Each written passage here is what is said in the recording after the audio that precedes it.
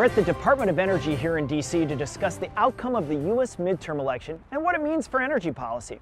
I'm Andy Bush, political and financial strategist and host of the Engage radio program. Now, the bottom line, a unified Republican Congress will help energy production and all energy-related businesses. For the midterms, U.S. voters decided to not only keep Republicans in control of the House, but also take over the Senate. For energy, this means Republican leadership in key committees, with the chair of the House Energy and Commerce Committee remaining a Republican, and the chair of the Senate Energy and Natural Resources Committee will now also be a Republican. For energy policy, here are the top 3 areas of focus: passing the Keystone Pipeline, removing the oil export ban, and increasing LNG or liquid natural gas terminals to increase the export of natural gas. On Keystone, Republicans in the House will likely pass another bill approving the Keystone Pipeline.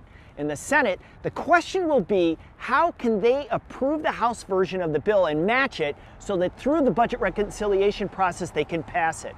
Now, previously there had been a difference of opinion on whether the U.S. should be allowed to export all types of oil. Now, a little background on this crazy law.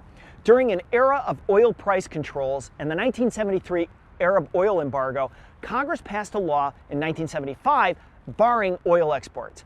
Since the advent of horizontal drilling and hydraulic fracturing, however, the U.S. reversed a decades-long U.S. oil production decline in 2009. The U.S. is now projected to produce more oil per day than Saudi Arabia by 2019. Now, energy can be a powerful tool to help our allies in Europe dealing with, the potential shutoff of energy from Russia. Now, this is why we should expect legislation from the House Energy Committee to change the law that should be matched by the Senate. Now, Senate Democrats had previously taken a go-slow approach, as not only their concerns were, environmental, but also the possible impact from U.S. benchmark prices adjusting higher to world energy prices.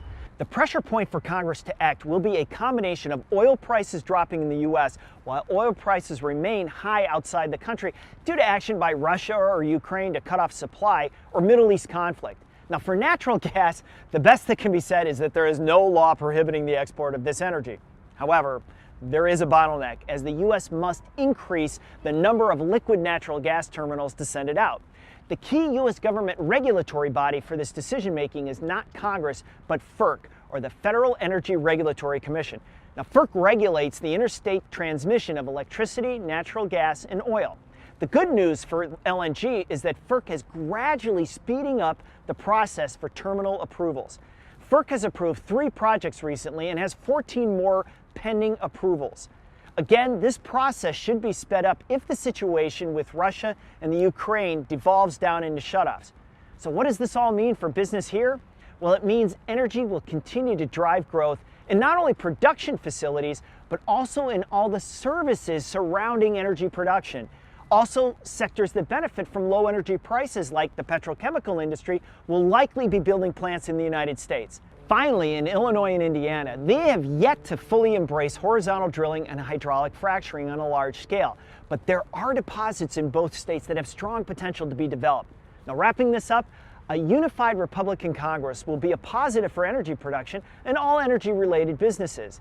I'm Andy Bush, and thanks for watching this MD Financial Midterm Election Update.